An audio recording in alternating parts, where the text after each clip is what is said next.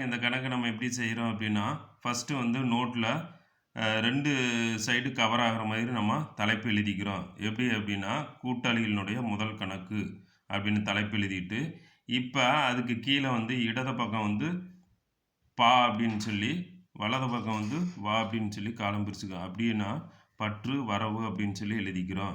அதுக்கு அடுத்து எப்படி காலம் பிரிக்கிறோம்னு சொல்லி பாருங்க.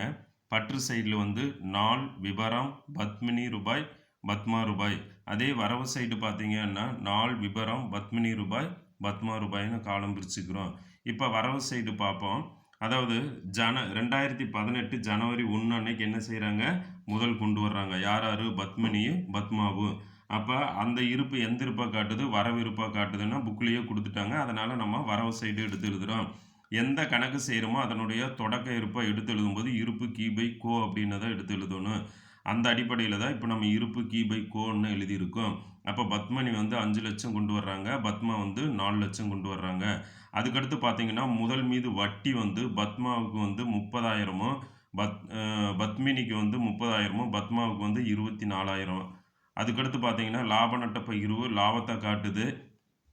அதனால வந்து பத்மினி வந்து 52,000மும், பத்மாவுக்கு வந்து 40,000மும் லாப நட்ட பகிர்வு. அதுக்கடுத்து பார்த்தீங்கன்னா, சம்பளம் வந்து பத்மினி வந்து ரூ. 45,000 சம்பளம் வாங்குறாங்க. பத்மாவுக்கு சம்பளம் இல்ல. அதுக்கடுத்து கழிவு பார்த்தீங்கன்னா, பத்மினிக்கு கழிவு இல்ல. பத்மாவுக்கு வந்து ரூ. 21,000 கழிவு.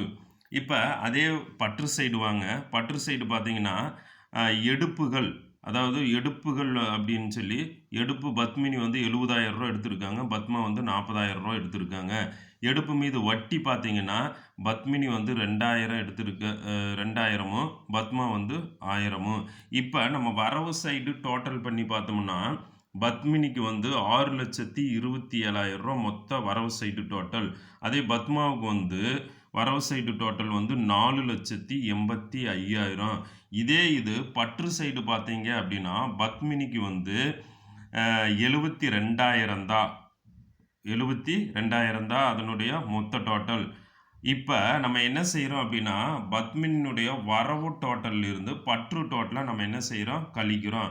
அப்ப பத்மினியுடைய வரவு டோட்டல் வந்து 6,27,000.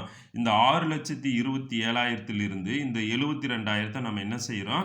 கழிக்கிறோம். அப்ப 6,27,000 மைனஸ் 72,000 நம்ம கழிக்கும்போது, அப்ப அங்க எவ்வளோ இறக்க வேண்டியது வருது? ரூ. 5,55,000 இருப்பு இறக்க வேண்டியதா வருது. அதனால தான் இருப்பு கி.இ. அப்படின்னு எழுதி நேரம் 5,50,000 இறக்கியிருக்கோம். அதே மாதிரி பத்மாவனுடைய பார்த்தீங்கன்னா 4,85,000. பத்மாவுடைய பற்று சைடு டோட்டல் எவ்வளோ வருதுன்னா 41,000. இப்ப இந்த 4,05,000 41,000 நம்ம என்ன செய்யணும்? கழிக்கணும். அப்ப 4,85,000 மைனஸ் 41,000 கழிச்சோம் அப்படின்னா, 4,44,000 அங்க இருப்பு இறக்க வேண்டியது இருக்கு. அதனால தான் இருப்பு கி பை இ அப்படின்னு எழுதியிருக்கோம். அதுக்கு நேரா வந்து பத்மாவுக்கு 4,40,000 கொண்டு வந்திருக்கோம்.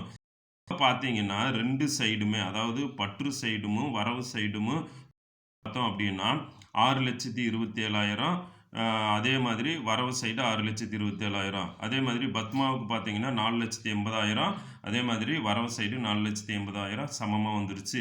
இப்ப நம்ம பத்தாம இறக்குன அமௌண்டா இருப்பு கி பை இஎன்ஐ எழுதியிருக்கோம் பார்த்தீங்களா? அத மீண்டும் எங்கே கொண்டு வந்துருவோம்னா, வரவு பக்கமே எடுத்து எழுதி காட்டணும். அப்ப எ எடுத்து எழுதி காட்டும்போது அந்த இறக்குன அமௌண்ட்டா எடுத்து எழுதும்போது, இருப்பு கி பை கோ அப்படின்னு சொல்லி எடுத்து எழுதணும். அப்படி எழுதும்போது நம்ம எவ்வளோ இறக்கணுமோ அந்த அமௌண்ட்ட மட்டும் தான் நம்ம எடுத்து எழுதணும்.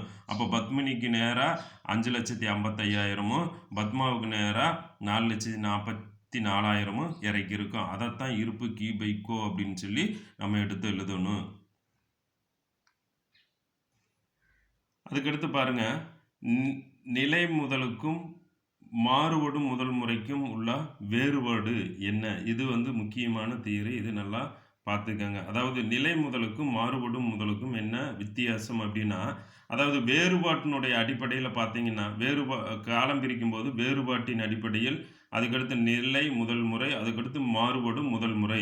இதில் ஃபஸ்ட்டு வந்து கணக்கினுடைய எண்ணிக்கையில எப்படி 2க்குமே வேறுபாடு ஏற்பட்டிருக்கு அப்படின்னா, நிலை முதல பொறுத்தவரைக்கும் ஒவ்வொரு கூட்டாளிக்கும் 2 கணக்குகள். அதாவது முதல் கணக்கு மற்றும் நடப்பு கணக்கு மட்டும் என்ன செய்யப்படுகிறது நிலை முதல் முறையில பராமரிக்கிறோம். அதுக்கடுத்து மாறுபடும் முதல் முறையில பார்த்தீங்கன்னா, ஒவ்வொரு கூட்டாளிக்கும் ஒரே ஒரு கணக்கு மட்டும் தான் என்ன செய்றோம் பராமரிக்கிறோம். அது என்ன கணக்கு அப்படின்னா, முதல் கணக்கு மட்டும் தான் பராமரிக்கிறோம். அதுக்கு இது 2 வேறுபாடு கணக்கினுடைய எண்ணிக்கையில. அதுக்கடுத்து வந்து முதல் தொகையில 2க்கும் என்ன வேறுபாடு அப்படின்னா, நிலை முதல் முறையை பொறுத்தவரைக்கும் கூடுதல் முதல் கொண்டு வரும்போது அல்லது முதல் தொகையை நிரந்தரமாக திரும்ப எடுக்கும்போது தவிர மற்ற நேரங்களில் முதல் தொகை வழக்கமாக மாறாமல் நிலையாக இருக்கு. அப்ப என்ன சொல்றாங்க அப்படின்னா, நிலையான முதல் முறையில எப்பதான் மாறுங்கிறாங்க அப்படின்னா, கூடுதல் முதல் கொண்டு வராம இருந்தாலும் சரி, அ நிலையான முதலா திரும்ப எடுக்காம இருந்தா அப்படியே இருக்கும். எடுத்துட்டாங்க அப்படின்னா மாறும். அதே மாறுபடும் முதல் முறையில பார்த்தீங்கன்னா, தொகை வந்து பருவந்தோறும் என்ன செய்யும்? மாறிக்கிட்டே தான் இருக்கும். இது 2மே வித்தியாசம். இது 2க்குமே வித்தியாசம். அதுக்கடுத்து பார்த்தீங்கன்னா, இறுதி இருப்புல 2க்கு என்ன வித்தியாசம்? நிலை முதலுக்கும், மாறுபடும் முதலுக்குன்னா, இப்ப நிலை முதல பொறுத்தவரைக்கும் முதல் கணக்கு எப்போதுமே வரவு இருப்பையே காட்டும். ஆனால் நடப்பு கணக்கு பற்று இருப்பையோ அல்லது வரவு இருப்பையோ என்ன செய்யும்? காட்டும். ஆனா மாறுபடும் முதல்ல பொறுத்தவரைக்கும் முதல் கணக்கு பொதுவாக வரவிருப்பையே காட்டும். இது பற்று இருப்பையும் கூட என்ன செய்யலாம்? சில நேரங்கள்ல காட்டலாம் அப்படிங்கிறாங்க. அதுக்கடுத்து பார்த்தீங்கன்னா சரிகட்டுதல்கள். சரிகட்டுதல்கள்ல 2க்குமே என்ன வித்தியாசம்னா, நிலை முதல பொறுத்தவரைக்கும் முதல் மீது வட்டி, எடுப்பு மீது வட்டி, அதுக்கடுத்து ஊதியம் மற்றும் கழிவு, லாபம் அல்லது நட்ட பங்கு தொடர்பான அனைத்து சரிகட்டுதல்களும் நடப்பு கணக்கில் என்ன செய்யப்படும். ஆனா மாறுபடும் முதல் முறையில முதல் மீது வட்டி, எடுப்பு மீது வட்டி, ஊதியம் மற்றும் கழிவு, லாபம் அல்லது நட்ட பங்கு தொடர்பான அனைத்து சரிகட்டுதலும் முதல் கணக்கிலையும் என்ன செய்யப்படும்? பதிவு செய்யப்படும். இப்ப நடப்பு கணக்குக்கு மாறுபடும் முதல் கணக்குக்கு என்ன வித்தியாசம்னா, ஒரு சிறிய வித்தியாசம். நடப்பு கணக்கு தயாரிக்கும்போது நடப்பினுடைய தொடக்க இருப்ப பற்றுல இருந்தா பற்றுல எழுதுவோம், வரவுல இருந்தா வரவுல எழுதுவோம். ஆ ஆனா அதுக்கடுத்து பற்று சைடு வர்ற ஐட்டங்களு, வரவு சைடு வர்ற ஐட்டங்களும் அதே சேம எங்க வரும்? மாறுபடும் முதல் கணக்குல வரும். அப்ப மாறுபடும் முதலுக்கும் நடப்பு முதலுக்கும் என்ன வித்தியாசம்? நடப்பு கணக்கினுடைய தொடக்க இருப்பு நடப்பு கணக்குல வரும். அது பற்று சைடு வரலாம், வரவு சைடும் வரலாம். 2 சேர்ந்து வரலாம். அதே மாதிரி மாறுபடும் முதல் கணக்க பொறுத்தவரைக்கும் ரொக்கம் வந்து வரவிருப்ப என்ன செய்யும்? காட்டும். அதுக்கடுத்து பற்று இருப்ப சில நேரத்தில அது பற்று இருப்ப என்ன செய்யாது? காட்டாது. ஆனால் இப்ப நடப்பு கணக்குக்கும் மாறுபடும் முதல் கணக்குக்கும் என்ன வித்தியாசம்னா, நடப்பு கணக்குல நடப்பு கணக்கினுடைய தொடக்கம் மட்டும் இடம்பெறும்.